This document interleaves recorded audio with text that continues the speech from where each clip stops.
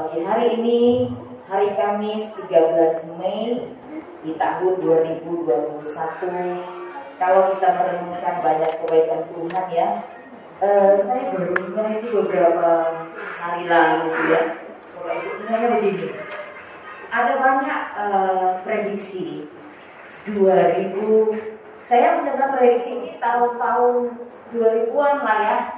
Rasanya kan masih lama kalau mau tahun 2030. Saya baru mendengar saya sekarang hidup di 2021.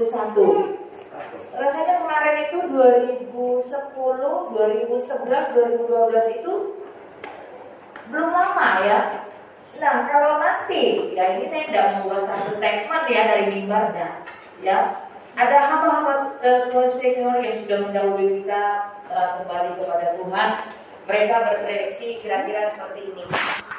Kalau melihat keadaan dunia yang sekarang ini, 2030 ini, ya, dan tidak satu orang saja yang mengatakan ini, akan terjadi, ada yang bilang akan terjadi satu kekacauan dunia yang luar biasa. Bahkan ada yang bilang akan mungkin saja di situ Tuhan Yesus sudah datang, katanya, atau kita sudah diangkat, ya. Sudah tahun lagi lah ya, tidak juga genap-genap 2030 ya. Tapi kalau kita evaluasi lagi dari tahun-tahun yang lalu, kita tiap tahun merayakan hari kenaikan Tuhan Yesus 40 hari setelah Yesus dikatakan mati dan bangkit di hari yang ketiga Paskah yang kemarin ya. Banyak hal yang kita lalui. Banyak hal yang kita lalui, banyak kejadian demi kejadian yang saya buka aja ya karena saya pengen sendiri. Kejadian demi kejadian yang boleh dikatakan miris sekali rasanya melihat perkembangan atau perubahan dunia ini. Tapi hari ini ada firman Tuhan yang kembali kita dengar di momen kenaikan Tuhan Yesus. Puji-pujian tadi cukup menguatkan ya. Ya, kalau saya bernostalgia lagi tahun ke tahun ada doa 10 malam, tapi 3 tahun terakhir kita mungkin belum bisa ya melakukan ini karena melihat keadaan tidak boleh bergerombol. Baru kita juga di babak terakhir ini suasana Ramadan dengan hari raya itu hampir berdekatan. Kita tidak mau lucu ya. Hari ini kita akan dengarkan firman Tuhan tidak lepas dari ayat-ayat yang kita akan baca tentang kenaikan Yesus. Kita buka dalam Lukas 24. Kita baca dulu ayat 44 sampai 49. Lukas 24 dalam kitab Injil Lukas 24 ayat 44 sampai 49 aja ya. Nanti kita lanjut ayat 50 sampai 53. Mari kita berdiri semuanya. Saya minta kita hikmat dalam membacanya karena ini momen kenaikan Yesus. Seluruh dunia sedang merayakannya. Ya. Lukas 24 ayat 44 sampai 49. Kita baca bersama-sama, tidak usah bergantian. 2, 3 ya. Dia berkata kepada mereka, inilah perkataanku yang telah kukatakan kepadamu ketika aku masih bersama-sama dengan kamu, yakni bahwa harus digenapi semua yang ada tertulis tentang aku dalam kitab Taurat Musa dan kitab Nabi-Nabi dan kitab Mazmur. Lalu ia membuka pikiran mereka sehingga mereka mengerti kitab suci. Katanya mereka, ada tertulis demikian, Mesias harus menderita dan bangkit dari antara orang mati pada hari yang ketiga. Dan lagi, dalam namanya berita tentang pertobatan dan pengampunan dosa harus disampaikan kepada segala bangsa mulai dari Yerusalem. Kamu adalah saksi dari semuanya ini. Dan aku akan mengirim kepadamu apa yang dijanjikan Bapakku. Tetapi kamu harus tinggal di dalam kota ini sampai kamu diperlengkapi dengan kekuasaan dari tempat tinggi. 50 sampai 53 mulai. Lalu Yesus membawa mereka keluar kota sampai dekat Betania. Di situ ia mengangkat tangannya dan memberkati mereka. Dan ketika ia sedang memberkati mereka, ia berpisah dari mereka dan terangkat ke surga. Mereka sujud menyembah kepadanya, lalu mereka pulang ke Yerusalem dengan sangat bersukacita. Mereka senantiasa berada di dalam bait Allah dan memuliakan Allah.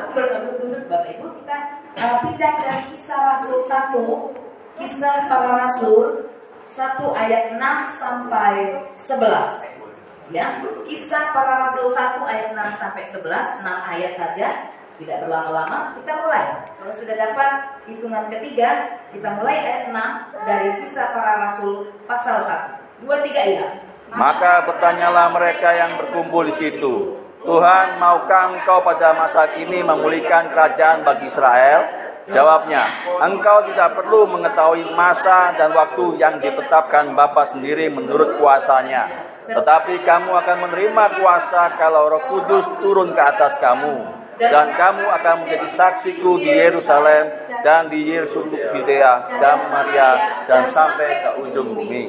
Sesudah ia mengatakan demikian, terangkatlah ia disaksikan oleh mereka dan awan menutupnya dari pandangan mereka. Ketika mereka sedang menatap ke langit, waktu ia naik itu, tiba-tiba berdirilah 2 orang yang berpakaian putih dekat mereka dan berkata kepada mereka, "Hai orang-orang Galilea, mengapa kamu berdiri melihat ke langit? Yesus ini yang terangkat ke surga, meninggalkan kamu, akan datang kembali dengan cara yang sama seperti kamu melihat dia naik ke surga." Katakan amin. Amin. Puji Tuhan. Luar biasa ya.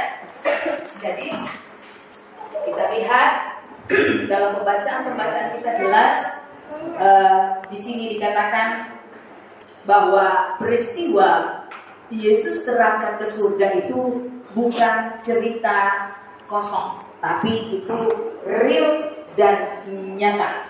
Sesuai dengan iman kita semua, kalau setiap tahun kita ada di tempat ini beribadah pada hari yang berbeda dengan hari Minggu sebelumnya, di sini saya percaya ya tentang kenaikan Yesus di dalam dunia, dari dunia ke surga, ya dikatakan adalah penggenapan firman Tuhan yang tidak bisa disangkal siapapun. Dari pembacaan ini kita mulai memahami di mana di dalam dunia yang kita tempati sekarang, dunia yang kita hinggapi sekarang, dikatakan di situ kuasa kegelapan. Tadi kita sudah baca ya dari Lukas, ya bahwa Yesus mati dan bangkit dituliskan menginsafkan dosa seluruh dunia, yaitu termasuk dosa Bapak Ibu dan saya, dosa keturunan dari mulai nenek moyang kita dulu. Dan 40 hari yang lalu, tepatnya hari Paskah, kita juga sama-sama merenungkan bagaimana dia disalib, mati dan di dosa-dosa kita.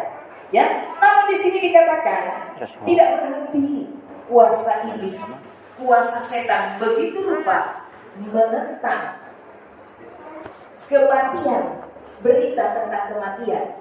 Apalagi dikatakan dia naik ke surga. Tadi di sini pemimpin pujian, dia tidak meninggalkan kamu sendiri. Dikatakan kamu mau dengan siapa? Ya, Yohanes 14 jelas katakan, aku tidak meninggalkan kamu yatim piatu. Ya, aku tidak meninggalkan kamu tanpa alasan, tapi aku, dikatakan nanti kita akan masuk di situ, memberikan seorang penolong, yaitu Roh Kudus. Makanya kalau doa 10 malam ini identik dengan kenaikan. Nah, kalau tahun-tahun yang lalu kita sudah belajar tentang banyak Roh Kudus, tapi tidak apa-apa ya. Kita mau tiap tahun itu di-review, di-upgrade lagi, dibangkitkan lagi semangatnya, karena kita tahu Yesus tidak tampak dengan secara fisik untuk menolong saudara dan saya, tapi Dia ada sebagai kekuatan besar. Dikatakan kekuasaan, nanti kita akan belajar kebutuhan kita yang terbesar itu hari-hari ini adalah kuasa yang diberikan ketika Dia naik ke surga. Ya, ada banyak kerajaan yang menentang Kristus. Ya, belum lagi kita menghadapi doa Bapak Jul tadi ya. Mungkin Bapak Jul juga seorang yang mengikuti berita-berita di luar sana. Jadi dulu. Anda tahu kejadian di Poso apa yang saya tahu semua nggak saya tahu semua kan ya. Vulgar sekali beritanya, 4 orang dicabut ke dalam sininya, lehernya dipotong di dalam di ladang gitu katanya begini. Itu orang Toraja loh tante kata cerita itu. Ya, itu sekarang yang ngomong itu siapa? Ini loh ceritanya tante di grup kami itu ceritanya begini. Kalau mungkin di media beda. Sebenarnya mereka menyamar kayak pakaian aparat gitu ya.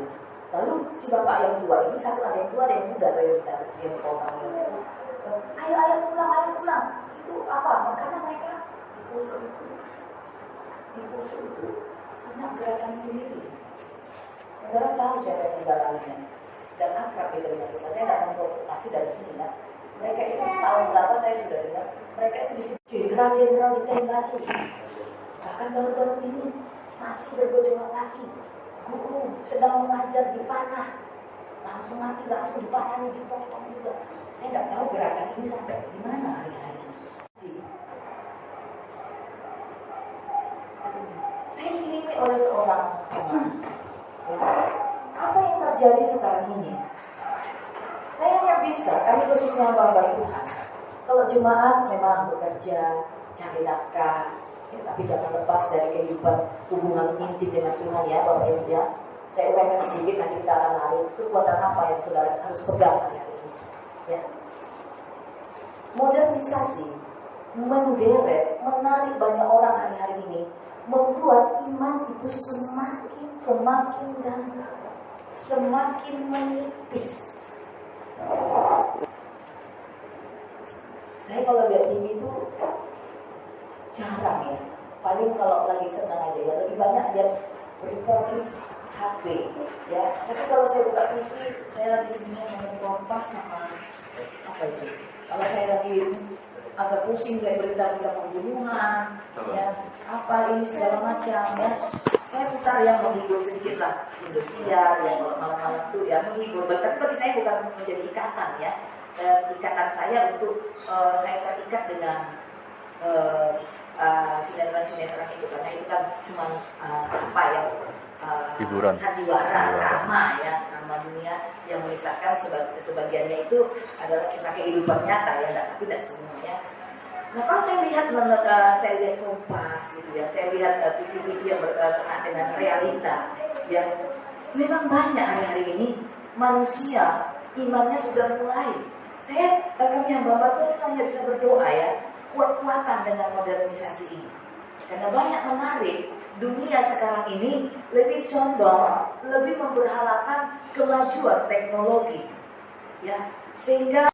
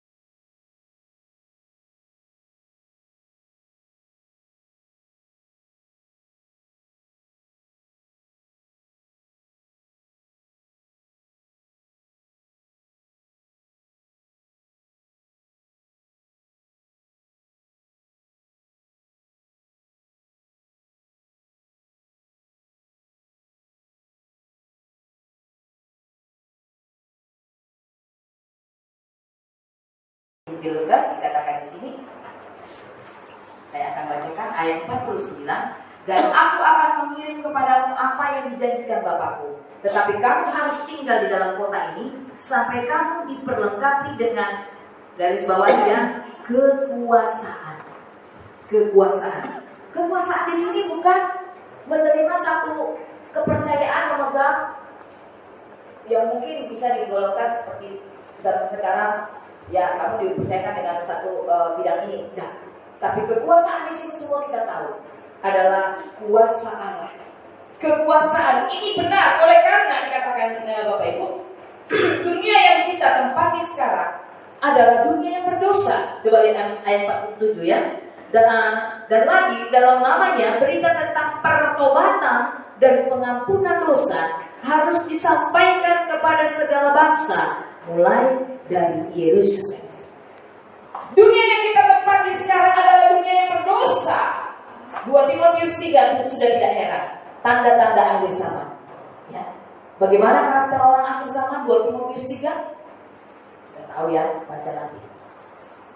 Ciri-ciri keadaan segala sesuatu dikatakan sudah mulai mendekat kepada kedatangan Tuhan. Akan terjadi masa-masa sukar pada akhir zaman. 2 Timotius 3 itu dikatakan. Itulah keadaan dunia. Coba kita lihat dulu. Diulangnya, mungkin Bapak Ibu sudah sering dengar ini. Ya. 2 Timotius 3 dikatakan, keadaan manusia pada akhir zaman. Ketahuilah bahwa pada hari-hari terakhir akan datang masa yang sukar. Ya, masa yang sukar. Generasi Bapak Ibu dan generasi saya adalah generasi akhir zaman. Yang akan dikatakan dunia akan masuk pada kesudahannya. Dunia akan selesai dengan zamannya. Ya. Dan dikatakan di sini dunia yang penuh dengan kejahatan dan kekerasan. Dunia yang penuh kejahatan dan kekerasan. Coba lihat Yohanes 16 ayat 1 sampai 3. Yohanes 16.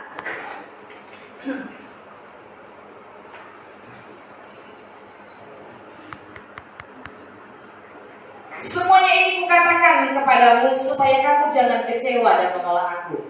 Kamu akan dikucilkan.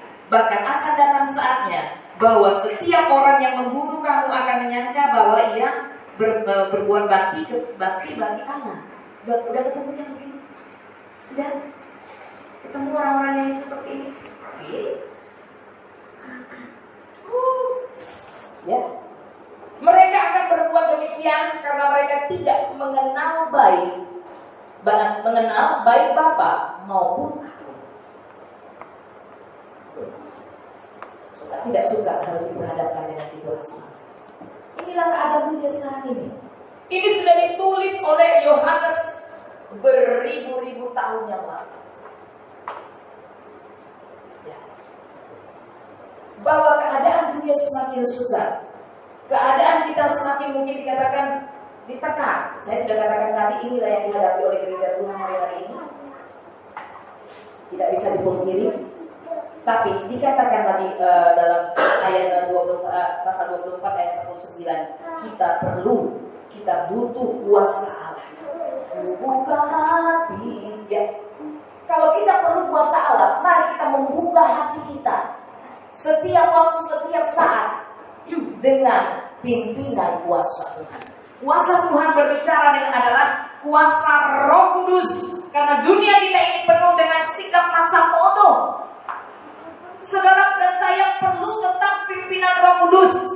Kalau dulu saya dipercayakan firman Tuhan setiap doa malam di satu tempat di mana saya pernah tinggal, ya ini 10 malam itu digenjot Roh Kudus kayak doa 10 malam aja baru istilahnya. Ya, saya tuh kadang-kadang kalau mengingat apa itu masa-masa itu ya, kata hadir 150 orang, pokoknya itu agak gede ya. Saya tidak membanggakan apapun, nggak perlu ada yang membanggakan sekarang. Apa mau dibanggakan ya? Nggak ada yang membanggakan. Ya, masa lalu kah? Gereja gede kah? Harta bukan? Nah, sekarang kembali urusan pribadi dulu sama Tuhan ya. Nah, saya selalu membawakan firman Tuhan itu jangan hanya pas doa 10 malam, eventnya kenaikan Yesus. Di situ kita mulai mencari kembali. Dulu saya pernah bahasa roh, saya pernah penuh Roh Kudus. Orang, Bapak Ibu, ya. Ini kebutuhan yang namanya kebutuhan, apakah kalau saya tanya sekarang Bapak Ibu, apakah tantangan modernisasi itu ada musimnya? Enggak. Orang yang di poster itu masa tahu dia sedang dikelilingi orang-orang teroris. Bukan yang teroris kok, ada di sini. Kenapa Gunung Sinabung? Di mana Gunung Sinabung? Kasih Gunung Sinabung di mana kasih? Gunung Sinabung sudah sekolah kok. Gunung Sinabung di mana Bapak? Di mana? Di Jambi. Kerinci di Jambi. Di mana Pak Niel? Di sana. Ya Allah, Gunung Sinabung itu sudah berapa tahun? Apa? Hampir 5 tahun. Tanah Karo, Sumatera Utara.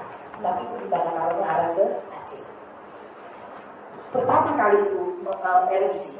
Bapak Ibu tahu, ya. Di situ agak naik ke situ. Memang sudah lebih dicurigai.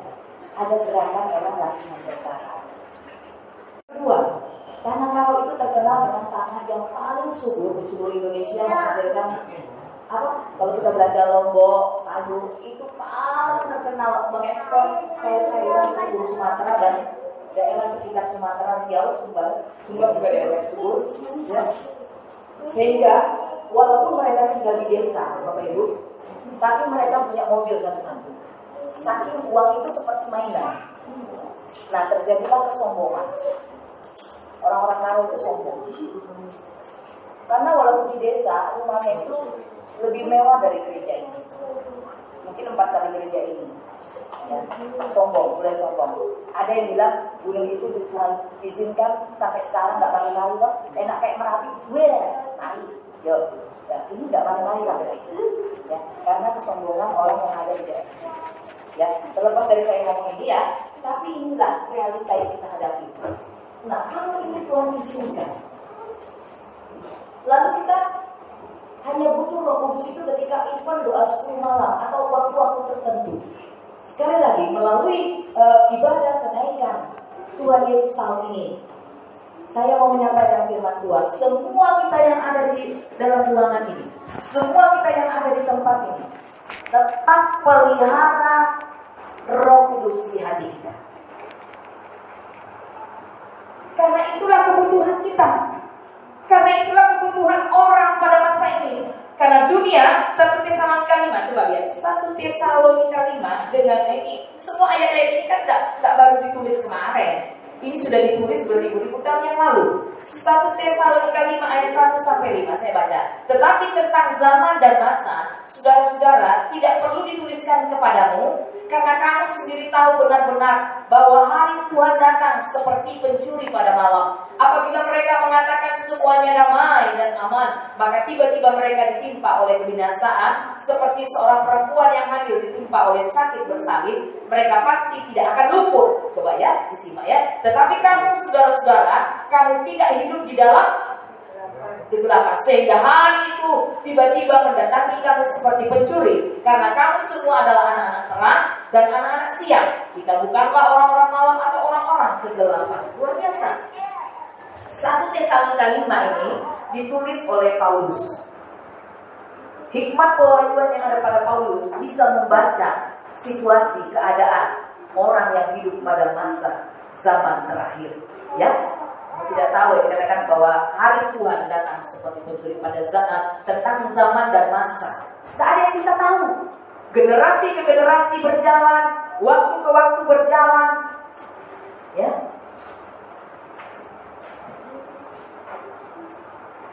Paulus sudah bisa melihat. Tadi Timotius juga di 2 Timotius dikatakan tentang akhir zaman, masa yang sukar.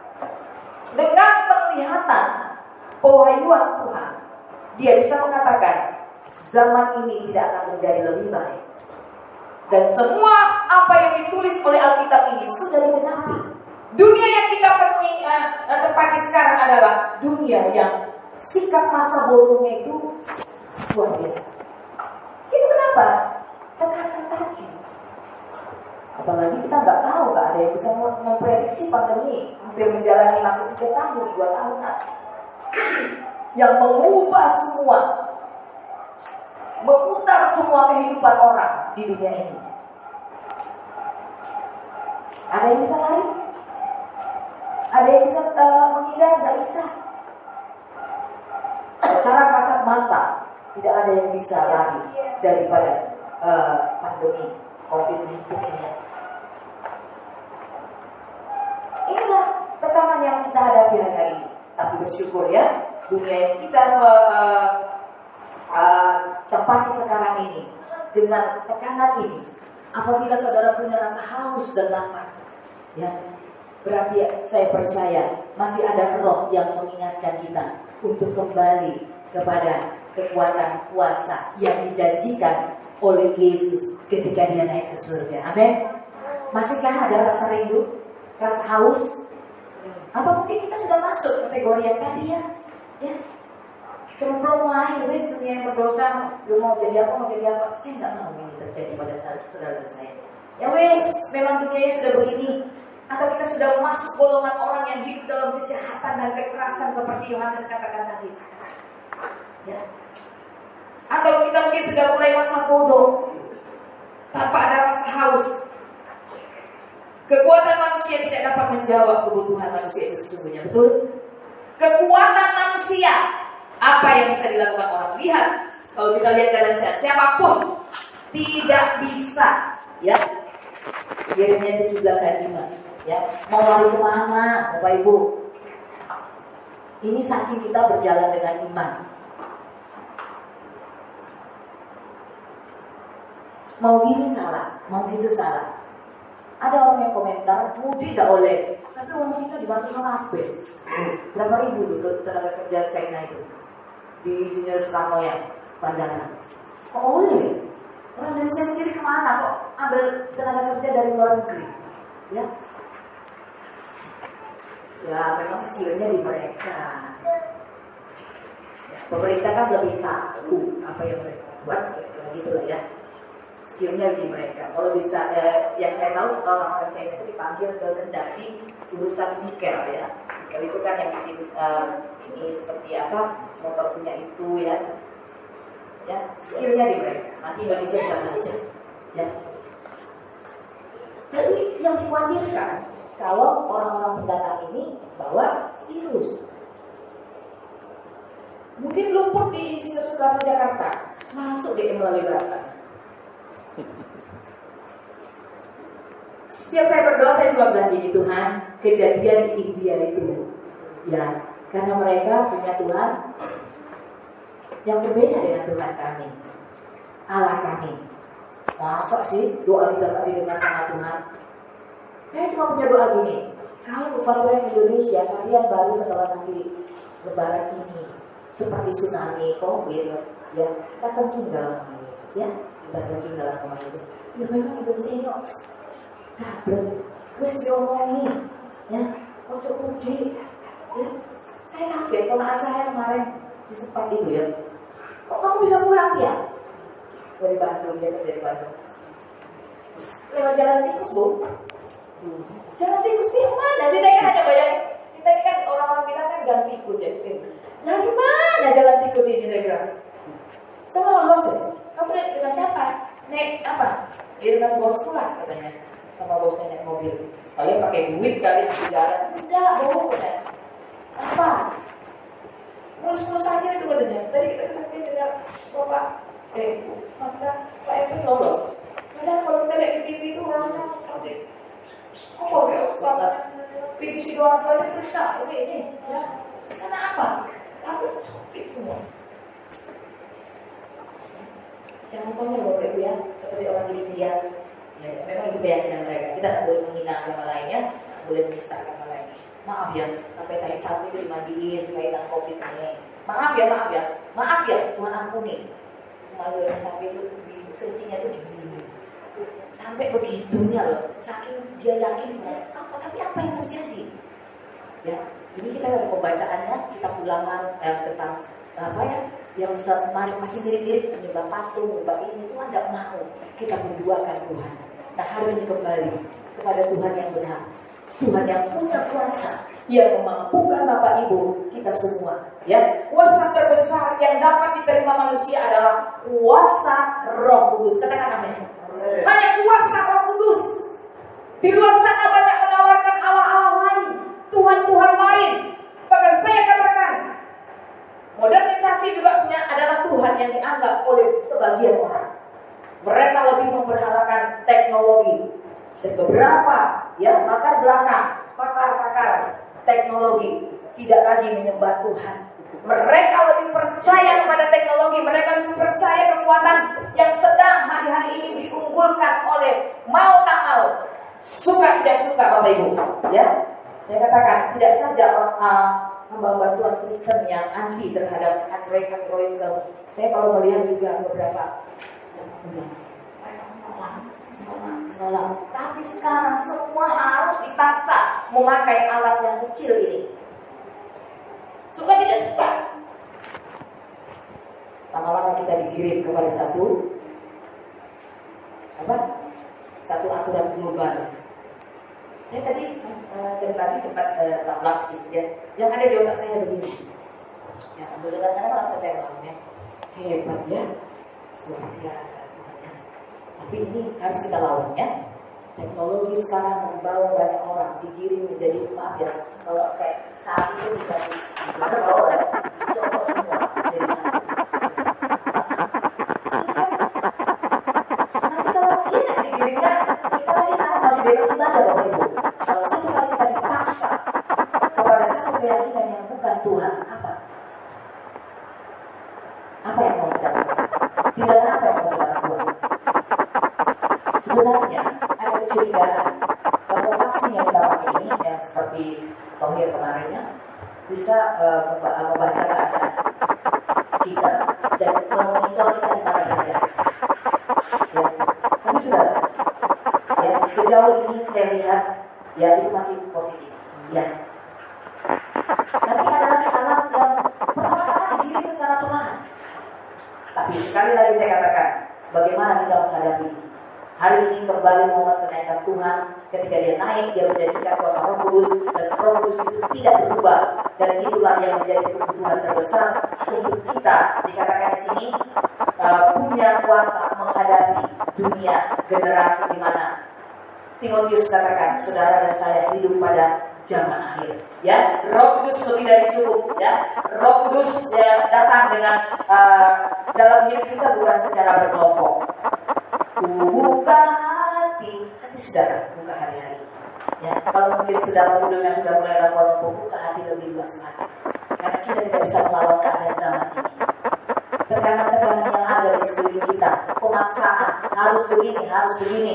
Sekali dunia bisa menjadi kuasa iblis.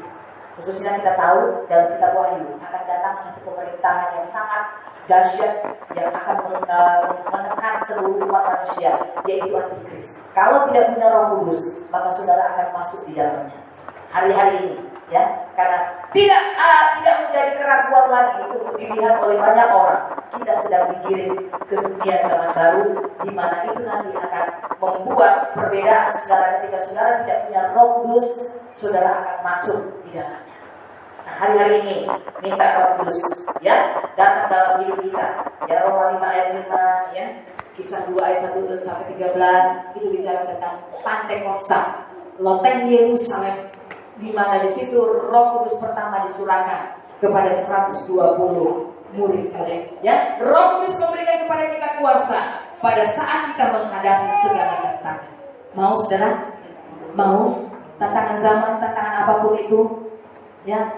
Masalah pribadi itu sebenarnya masalah persoalan itu firman Tuhan bilang, ya, peperangan kita itu kemarin ya bukanlah melawan roh dan daging. Daging itu apa? Ya kita digocok melalui keadaan keluarga, masalah ekonomi. Ya, peperangan kita sebenarnya bukan itu yang paling, tapi penguasa di udara.